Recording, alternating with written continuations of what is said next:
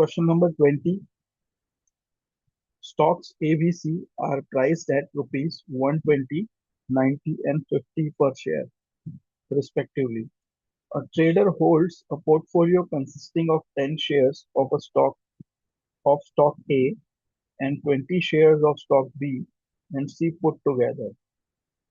If the total value of her portfolio is rupees 3,300, then the number of shares of stock B that she holds is, तो ये आपका share market वाला है stocks, right? So different numbers of stocks have been purchased by a lady, and they have given these type of stocks are A, B and C. तो stocks का नाम है ये A, B and C. तो उसमें से A stock A she is holding 10 shares. तो definite number दिया है कि she is holding 10 shares and 20 shares of stock B and C put together. मतलब B plus C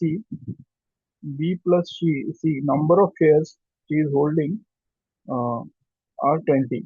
B और C मिला के उसके जो नंबर ऑफ शेयर है वो 20 है और A के 10 है. तो टोटल इसके कितने हैं? 30 शेयर्स इसने ले रखे हैं, राइट. पर बी और सी के मिला के 20 है. बी और सी का अलग नंबर नहीं दिया है कि बी के कितने हैं 20 में से और सी के कितने हैं. इसके आगे like if the total value of portfolio is 3,300 तो उसका टोटल जो वैल्यू है पोर्टफोलियो का वो 3,300 है. Then the number of share of stock B she hold is, तो वैल्यू दिया हुआ है उसका टोटल पोर्टफोलियो का, तो 30 शेयर मिलके उसका 3,300 है, राइट. तो हम लोग as usual we will just capture whatever is given. So three types of shares are there, A, B, C, right? And they are priced at, उनका जो प्राइस है एक शेयर का, A का है 120, B का है 90 एंड C का है 150, राइट. अभी इसमें जो A का नंबर ऑफ शेयर्स है वो 10 है. B और C का मुझे इंडिविजुअल पता नहीं. इंडिविजुअल बी के कितने शेयर लिए हैं उसने, that I don't know. So I will keep it as B. And C ka and the number of shares that she has purchased, the number of C shares that she has purchased, it will be C, right? So and B plus C is 20. This is what I know. This is what I know, right? B plus C को मिला के उसने 20 लिया है, but individually I don't no, तो मैं उसको B और C मान के चलूंगा, ठीक. और फिर आपको पता है कि इसका जो टोटल पोर्टफोलियो का प्राइस दिया हुआ है 3,300, तो मेरा ए का कितना वैल्यू आ रहा है? 120 इसका प्राइस है, 10 शेयर है तो 1200, है ना. 1200 रुपये का ए शेयर है. फिर बी है 90 इंटू बी, तो 90 बी. और सी है 150 इंटू सी, तो 150 सी. तो ये सब आ गया और इसको ये सब मिला के इसका पूरे का वैल्यू है 3,300.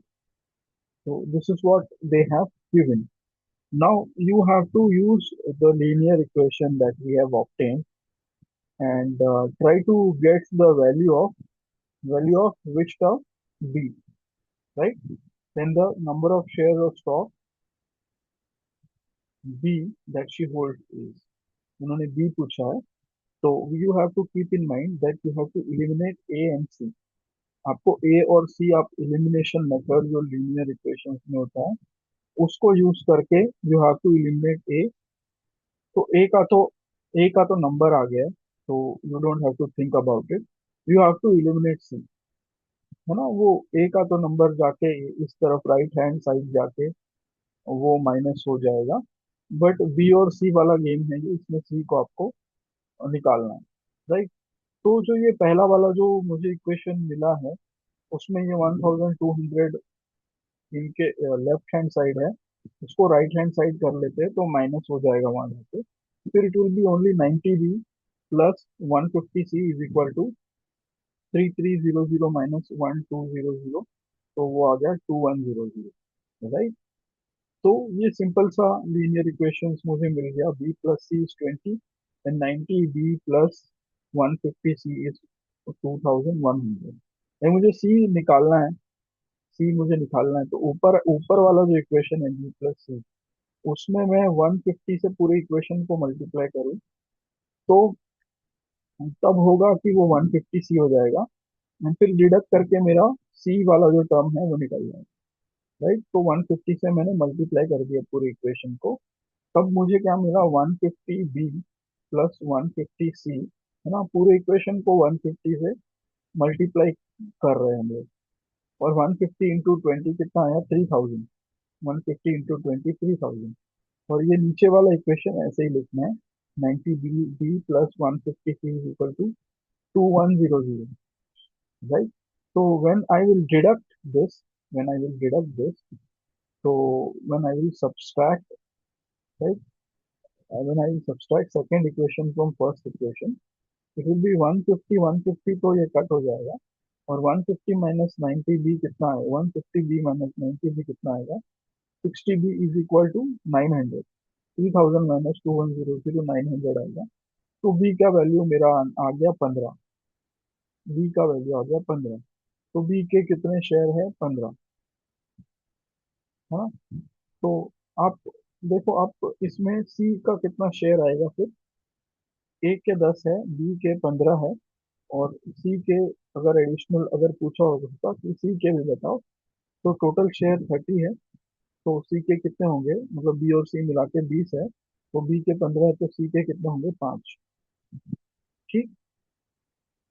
तो ये आसान सा क्वेश्चन था, बस जिसको लीनियर इक्वेशन बनाने आते हैं उसने, मुझे तो लगता है कि ये आसानी से कर दिया होगा। राइट।